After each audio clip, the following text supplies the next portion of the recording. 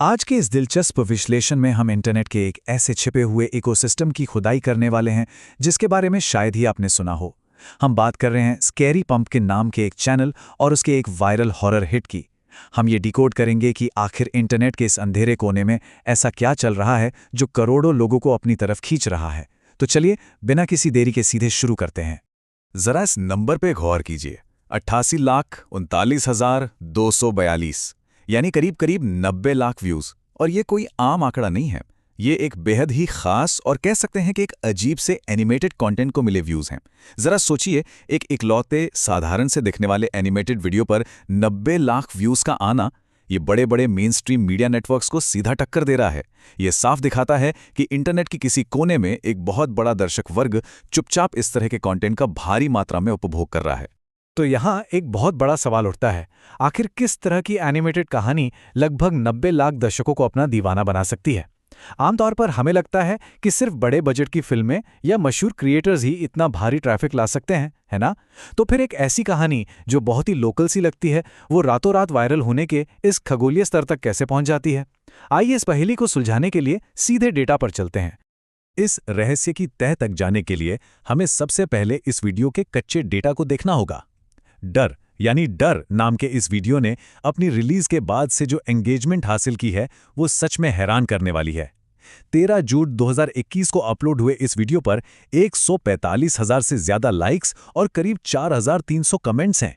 तो बात सिर्फ व्यूज की नहीं है, ये दिखाता है कि एक पूरी कम्युनिटी इस कंटेंट के साथ कितनी गहराई से जुड़ चुकी है। लोग सिर्फ इसे देख नहीं रहे बल्कि बकायदा लाइक और कमेंट करके अपनी मौजूदगी दर्ज करा रहे हैं। तो चलिए इस चैनल की रणनीति को थोड़ा डिकोड करते हैं और समझते हैं कि स्कैरी पंपकिन के पीछे का असली खेल क्या है। ये कोई रातों रात मिला तुक्का नहीं है। इसके पीछे 36 लाख से ज्यादा सब्सक्राइबर्स वाला एक तगड़ा ब्रांड है। अगर आप इस वीडियो के डिस्क्रिप्शन में गहराई में जाएंगे तो आपको एक बहुत ही स्पष्ट और सख्त डिस्क्लेमर मिलेगा। क्रिएटर ने बिल्कुल साफ शब्दों में लिखा है कि इसमें हॉरर तत्व हैं और ये 15 साल से ऊपर के दर्शकों के लिए है। ये चैनल और वीडियो बच्चों के लिए नहीं है। अब ये बात इसलिए इतनी रोचक हो जाती है क्योंकि एनिमेशन को अक्सर हम डिफ़ॉल्ट रूप से बच्चों का कंटेंट मान लेते हैं, लेकिन यहाँ क्रिएटर का इरादा साफ तौर पर वयस्कों को टारगेट करना और उन्हें डराना है। ये एनिमेशन के पारंपरिक इस्तेमाल को पूरी तरह से पलट देता है। अब जो बात सामने आती है वो डिजिटल मार्केटिंग का एक बहुत बड़ा विरोधाभास है। एक तरफ इस वीडियो को प्रमोट करने के लिए बिल्कुल पारिवारिक किस्म के टैग्स हैं, जैसे moral stories, online learning, Panchatantra की कहानियां और बेड टाइम स्टोरीज। और ठीक उसी के विपरीत आपको डार्क और खौफनाक हॉरर टैग्स भी मिलेंगे, जैसे #पोस्टमार्टम, #ब्लडी मैरी और पैरानॉर्मल एक्टिविटीज। ये मेटा डेटा में एक बहुत ही अजीब सा टकराव है। बच्चों की मासूम कहानियों के ठीक बगल में सीधे मौत और भूत प्रेत वाले टैग्स का इस्तेमाल। ये यूट्यूब के एल्गोरिथम के साथ खेलने का एक बहुत ही अनोखा और शातिर तरीका है। और इस विरोधाभास का सबसे अजीब उदाहरण तो और भी चौंकाने वाला है।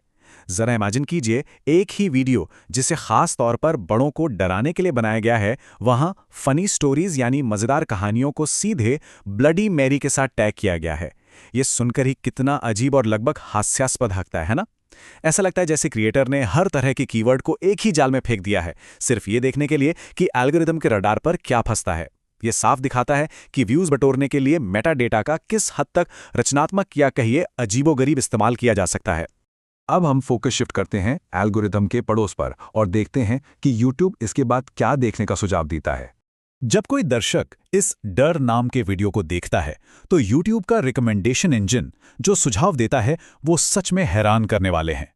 एक तरफ आपको स्ट्री और हॉन्टेड ब्रिज जैसी एनिमेटेड भूतों की कहानियां दिखेंगी जिन पर लाखों व्यूज हैं, लेकिन वहीं दूसरी तरफ अचानक से टिंडर मर्डर केस और इंडियाज बिगेस्ट मिस्टीरियस केस जैसी असली दुनिया की ट्रू क्राइम स्टोरीज भी सुझाई जाने लगती हैं। ये बहुत ही शानदार तरीके से दिखाता है कि कैसे एल्गोरिदम एनिमेटेड हॉरर और असली दुनिया के खौफनाक अपराधों के बीच एक सीधा पुल बना देता है, क्योंकि घुमा फिरा कर दोनों ही चीजें दर्शकों के मन में डर और सस्पेंस पैदा करती हैं। और इन रेकमेंडेड वीडियोस का जो स्केल है वो तो दिमाग चकरा देने वाला है। सिर्फ हॉन्टेड बस वाले वीडियो को ही देख लीजिए, 1,60,00,000 व्यूज। हॉन्टेड ब्रिज और फियर फाइल्स भी 80-80 लाख व्यूज के पार बैठे हैं। ये डिजिटल बाजार का एक ऐसा छिपा हुआ कोना है जिसकी विशालता का अंदाजा लगाना आमतौर पर बहुत मुश्किल होता है। ये अपने आप में एक पूरा समानांतर ब्रह्मांड है, जहां हॉरर और सस्पेंस करोड़ों दर्शकों की रोजमर्रा की खुराक बन चुके हैं। दिलचस्प बात यह है कि दर्शकों का ये जुड़ाव सिर्फ इस मेन वीडियो तक ही सीमित नहीं रहता। ये एंगेजमेंट अब इतनी बढ़ चुकी है कि इसने एक नई उप संस्कृति यानी एक सब कल्चर को जन्म दे दिया है। मूल वीडियो के ऑडियो या विजुअल्स को रीमिक्स करके कम से कम 10 यूजर जनरेटेड यूट्यूब शॉर्ट्स बन चुके हैं। कोई चुड़ैलों पे वीडियो बना रहा है तो कोई डर के प्रकार समझा रहा है। इसका सीधा सा मतलब ये है कि लोग अब सिर्फ कंटेंट कंज्यूम नहीं कर रहे हैं, वे खुद क्रिएटर बन रहे हैं और इस खौफनाक ब्रह्मांड को अपने तरीके से और भी बड़ा बना रहे हैं। चलिए अब एनिमेटेड कहानियों से थोड़ा आगे बढ़ते हैं और इस अप्रत्याशित एल्गोरिथम के खेल को समझते हैं।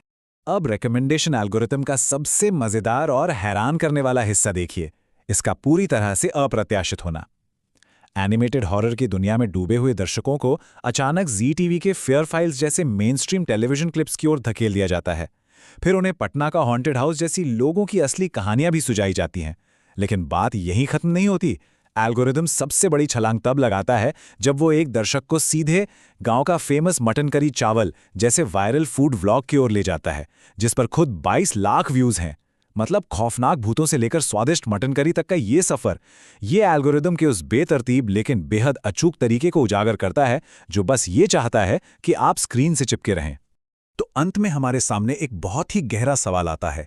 ये सारा मेटा डेटा पंचतंत्र के साथ ब्लडी मैरी जैसे विरोधाभासी टैग्स और हॉरर से लेकर कुकिंग तक की ये अजीबोगरीब रिकमेंडेशंस, ये सब आधुनिक डिजिटल खपत के इन छिपे हुए रास्तों के बारे में हमें क्या बताते हैं?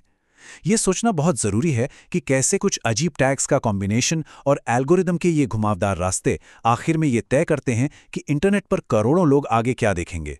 यह सिर्फ एक वीडियो का मामला नहीं है, बल्कि एक विशाल डिजिटल भूल भुलैया है जहां मानव मनोविज्ञान और मशीन एल्गोरिदम एक साथ मिलकर खेल रहे हैं। अगली बार जब आप इंटरनेट पर कुछ देख रहे हो तो जरा रुककर सोचिएगा कि आप उस वीडियो तक आखिर कैसे पहुंचे। आज के इस विश्लेषण में हमारे साथ जुड़ने के लिए बहुत बहुत धन्यवाद।